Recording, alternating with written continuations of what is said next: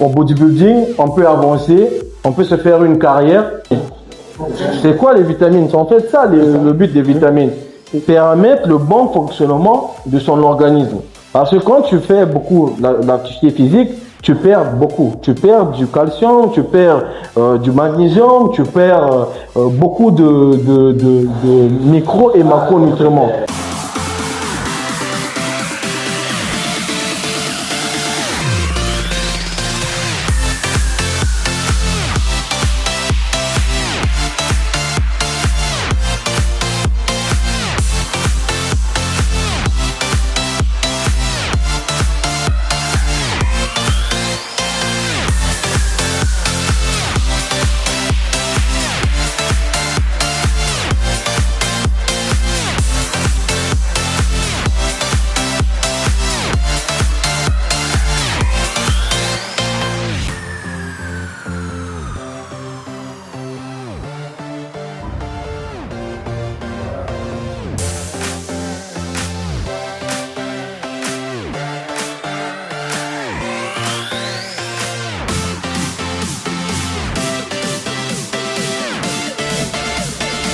Donc là, le but c'est de tirer vers l'arrière.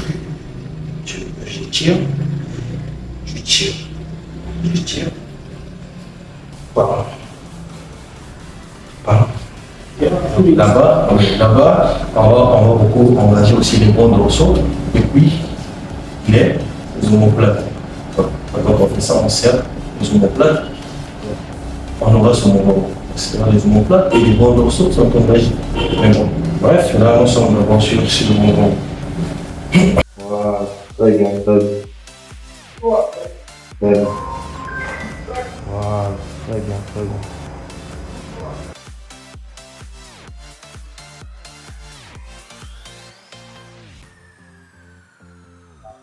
Tu vois, ça te suffit, mais tu dois être sec. Maintenant, en plus de masse, tu dois juste gonfler les épaules, travailler le dos, c'est fini. Tu vas en compétition en IFBB, là-bas tu peux sortir champion. Ça, je peux même te garantir. Ça dépend juste de la façon dont tu vas t'entraîner, tu vas donc te préparer. Maintenant, comme j'ai déjà dit, j'avais expliqué sur mes pages, vous pouvez vous abonner, comme ça il y a pas mal d'informations que je donne sur mes pages, peut-être qui sont en russe, mais parfois je traduis en français. Donc, il y a l'IFBB, là où je dis que là-bas, en main physique, la catégorie main physique, c'est pour IFBB Pro, c'est là où travailler les jambes comme ça, au moins quand tu portes le short, parce que là-bas les shorts, elles sont un peu comme ça, serrées. Ouais. Par contre, en FBB, les shorts ne sont pas serrés. C'est interdit de compétir en FBB avec des shorts serrés. Là-bas, les shorts, au niveau des genoux. Donc, voilà, tu peux me faire ça, contracte, je relâche.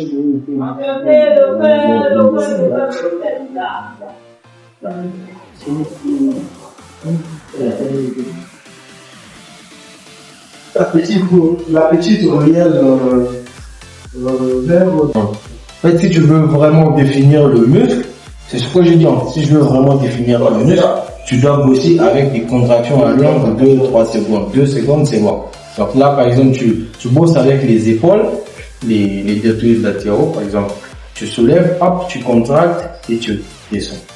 Hop, tu contractes, 1, 2 et tu descends. Donc c'est un ensemble de plusieurs répétitions.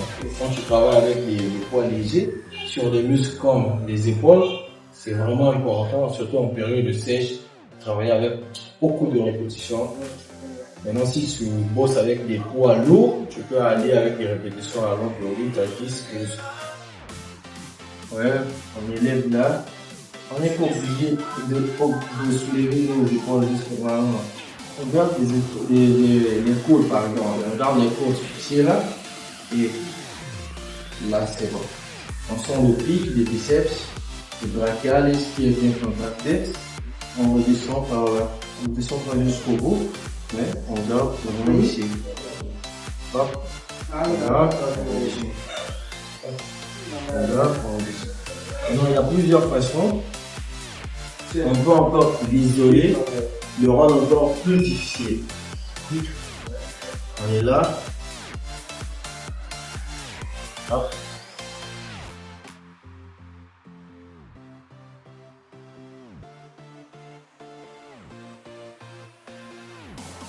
Bien contracté, surtout les muscles. Ça dépend des programmes, c'est ce que je dis. Ok. Chaque Ça dépend que du programme de l'athlète. Oui. Il n'y a pas un programme défini. En fait, il y a des programmes qui sont définis qui ont montré de bons résultats. Mais mon programme ne peut pas être ton programme.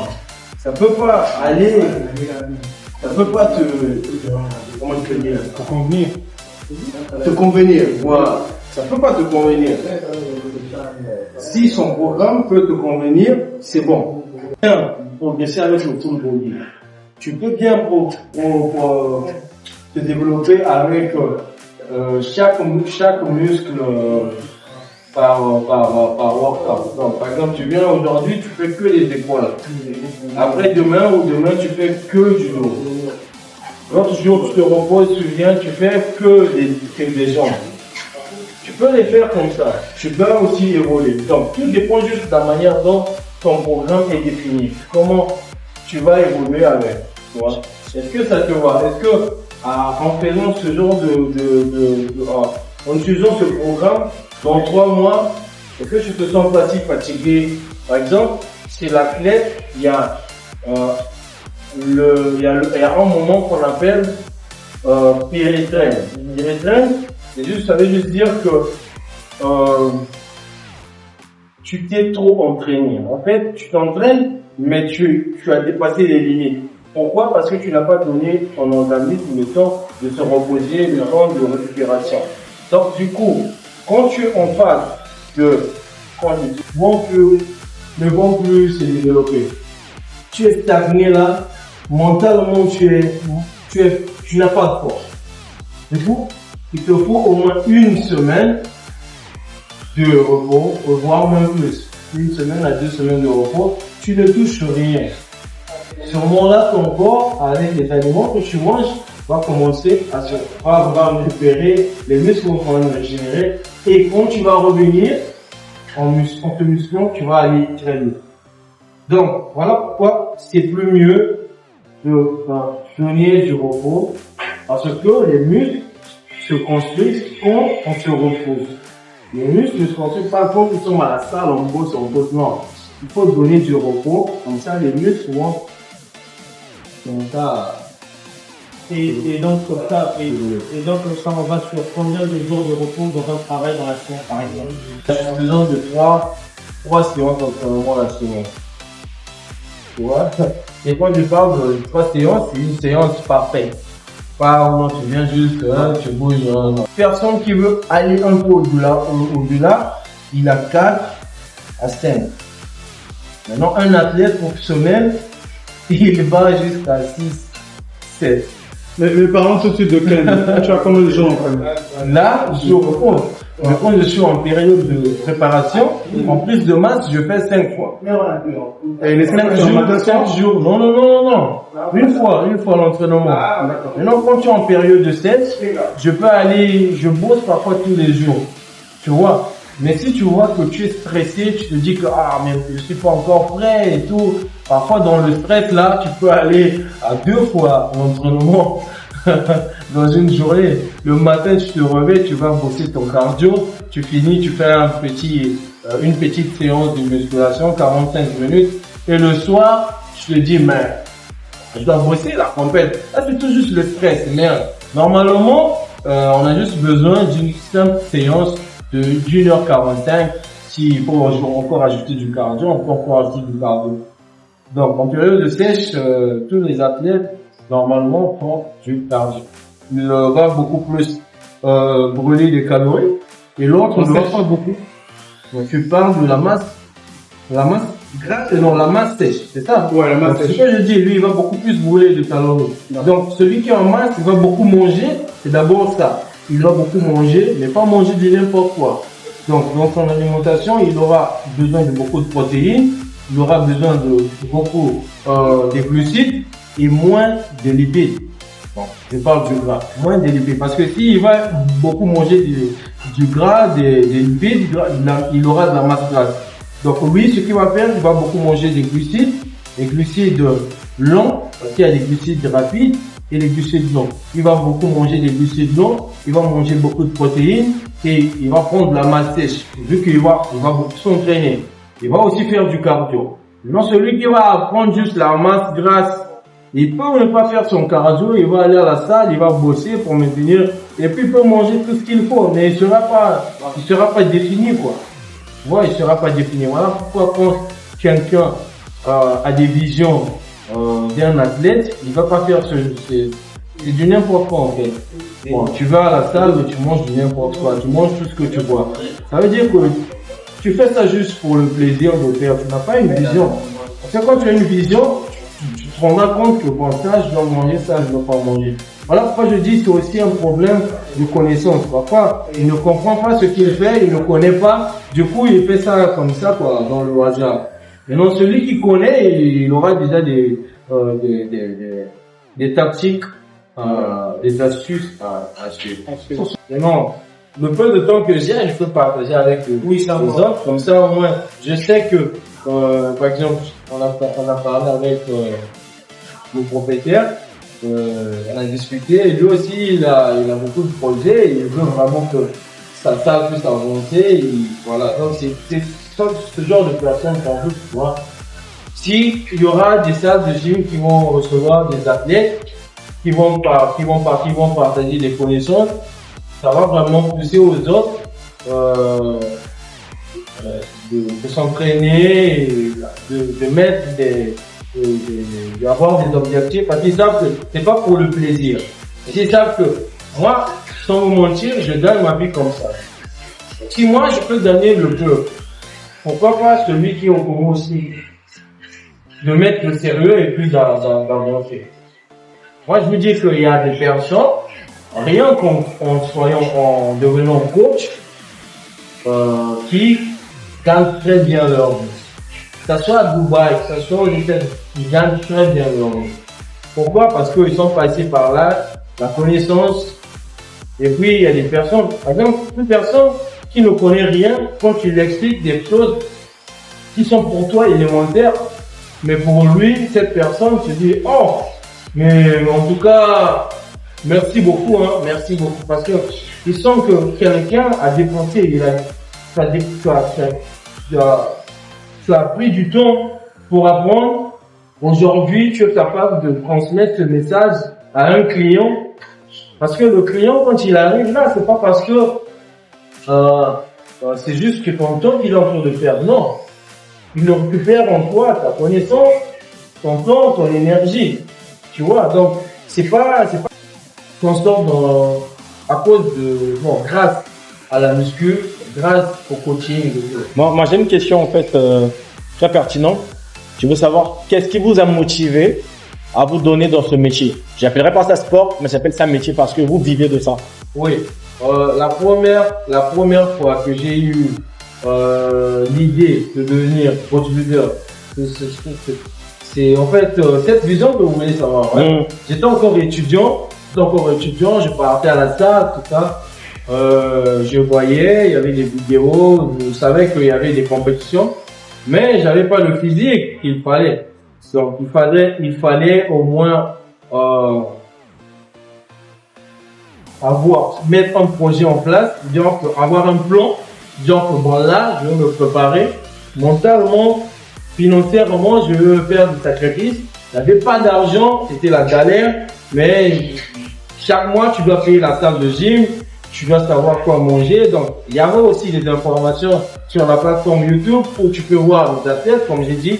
J'étais vraiment inspiré sur les athlètes comme Ryan Terry, les Jérémy Bunja. Eux, ils font quoi? Ce sont des professionnels qui vont en compétition, mais ils ont un bagage, ils ont des connaissances vraiment, je peux dire, qui m'ont vraiment aidé. Parce que dans leurs vidéos, ils parlaient souvent des astuces, quoi manger en période de préparation et tout ça. Moi, ça m'a vraiment aidé. Donc du coup, je me suis dit que si je mets du sérieux, je peux faire mieux qu'eux, je peux aller Et pourquoi pas un jour se retrouver sur scène avec les idoles. Donc c'était ça mon plan.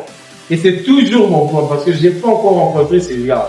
Moi, mon plan, c'est de passer avec recevoir ma qualification.